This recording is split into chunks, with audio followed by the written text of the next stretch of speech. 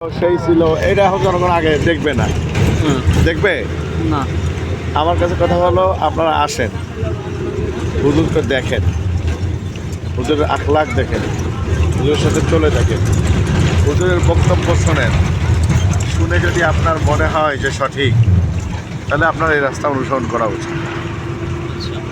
দেখছেন আপনি, হ্যাঁ। আমি তো এইভাবেই বলি, তাই বলছি। হ্যাঁ।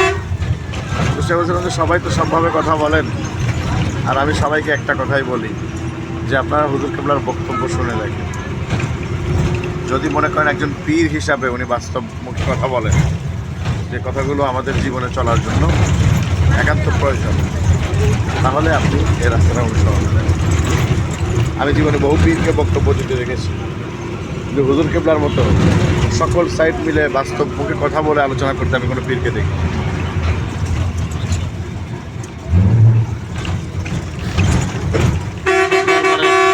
ডাকার জন্য আপনি কি কি আয়াত নিতে পারেন, বা আমি কি কি আয়াত নিতে পারি? অনেক আয়াত দিতে পারি দরবার ডাকার জন্য। কুল হাযিহি সাবিলি আদউ ইলাল্লাহ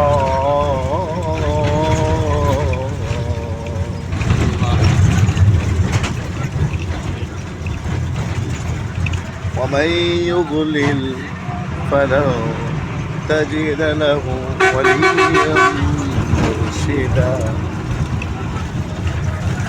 وداعيا إلى الله ومن أحسن قولا ممن دعا إلى الله وعمل صالحا وقال إنني من المسلمين.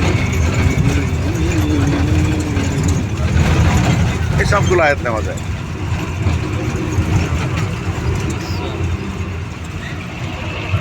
টার্নিং কিছু পয়েন্ট থাকে না? হ্যাঁ। যেমন আল্লাহ পাক বলছেন, আমি এইভাবেই নিলাম, আমরা হুজুর পীর সাহেবদের হাতে বায়াত কেন হব? বায়াত কি কোরআন সুন্নাহর আলোকে সহিহ? কার হাতে আমরা বায়াত হতে পারি? ঠিক আছে, এখন আমার টার্নিং পয়েন্ট, বায়াত আমি কেন হব? বায়াত কি কোরআন সুন্নাহ অনুযায়ী সহিহ কিনা? লাকাদ রাদিয়াল্লাহু আনিল মুমিনিনা ইয ইউবাইউনাকা শাজারাতিন ফাআলিমা মা ফি কুলুবিহিম ফাআনজালা আস-সাকিনাতা আলাইহিম ওয়া আসাবাহুম ফাতহান করিবা। হ্যাঁ, আল্লাহ রাসূল নিজে গাছের নিচে বসলেন, ওসমান রাদিয়াল্লাহু তাআলা আনহুকে পাঠালেন, এবং খবর আসলো ওসমান রাদিয়াল্লাহু তাআলা আনহুকে শহীদ করা হয়েছে। ঠিক আছে, রসুল তখন কি বললেন? গাছের নিচে গিয়ে বসে পড়লেন এবং সাহাবা ইকরামদেরকে ডেকে সামনে নিয়ে আসলেন। এসে রসুল এইভাবে বললেন যে উসমানকে হত্যা করেছে, শুনতে পেরেছি। সুতরাং হজ করা পরে, হজের চিন্তা পরে, আগে ওসমান শহীদের বদলা নেন। দেখেন, একজন সাহাবী, তাকে হত্যা করা হয়েছে, এটার প্রতিশোধ নেওয়ার জন্য হজের মতো একটা গুরুত্বপূর্ণ ইবাদতকে রাসূল পিছনে ফেলে ধরে বসলেন। ওসমান শহীদের বদলা নিব, তোমরা কে কে আমার হাতে হাত দিয়ে এই মর্মে বায়াত গ্রহণ করতে চাও? প্রস্তুতি নাও। রাসূল এভাবে হাত দিলেন, সকল সাহাবা একরাম হাত দিলেন এক এক করে। সে কথাটা আল্লাহ বলছেন, ইন্নাল্লাযীনা ইউবাইউনাকা ইন্নামা ইউবাইউনাল্লাহ। ও নবী, যারা আপনার দরবারে বসেছে, তারা যেন আপনার দরবারে বসে নাই, আমি আল্লাহ রাব্বুল আলামিনের দরবারে বসেছে। ইয়াদুল্লাহি ফাওকা আইদিহিম, আপনার হাতে যারা হাত দিয়েছে, তারা যেন আপনার হাতে হাত দেয় নাই, যেন সরাসরি আমি আল্লাহর হাতে হাত দিয়েছে। ঠিক আছে, এই যে হাত দিয়ে বায়াত করা শুরু হলো।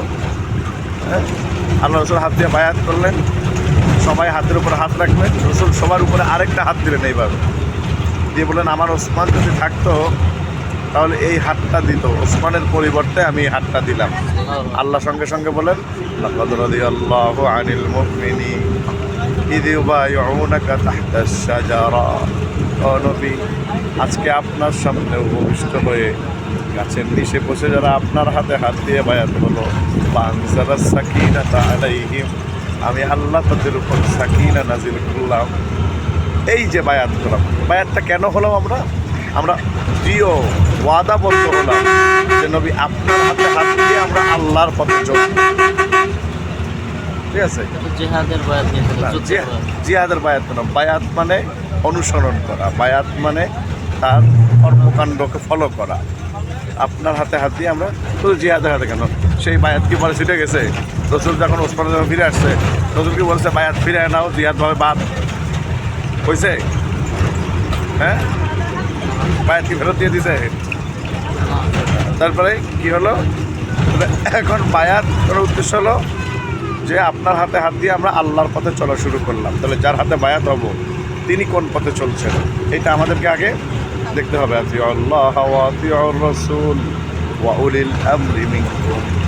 আতিউল্লাহ ওয়া আতিউর রাসূল, আতিউল্লাহ আতিউর রাসূল, ইচ্ছায় অনিচ্ছায়, আপনার বিজ্ঞানে, দর্শনে, আপনার ফিলোসফিতে, আপনার কোনো কিছুতে বুঝে আসুক চাই না আসুক, এটা আপনাকে মানতেই হবে। তাহলে ওয়া উলিল আমরি মিনকুম আয়াত অনুযায়ী এই যে মাতুক আলাই ওয়াও হরফে অকফ এসব করেন, আল্লাহ কিন্তু চাইলে বলতেই পারতেন ওয়াতিউ উলিল আমরি মিনকুম, যে উলিল আমরকেও বাধ্যতামূলক অনুসরণ করতে হবে, কিন্তু আল্লাহ সেটা বলেন না। আল্লাহ বলছেন ওয়া উলিল আমরি মিনকুম। উলিল আমর যদি আতিউল্লাহ আতিউর রাসূল হয় তাহলে সে উলিল আমরকে কী করো? অনুসরণ করো। উলিল আমর যদি আতিউল্লাহ আতিউর রাসূল না হয় তাহলে তাকে অনুসরণ করা যাবে না। এইখান থেকে আয়াত টেনে নিয়ে আসতে হবে। ওই যে ওয়াদাইয়ান ইলাল্লাহ, তার চেয়ে উত্তম আর কে হতে পারে যে মানুষকে আল্লাহর দিকে ডাকে। আমরাও যারা তাদের একটাই কাজ হলো আল্লাহ বলা মানুষগুলোকে আল্লাহর দিকে ডাকে। কথা বোঝা গেছে? গোসাই নিতে হয়।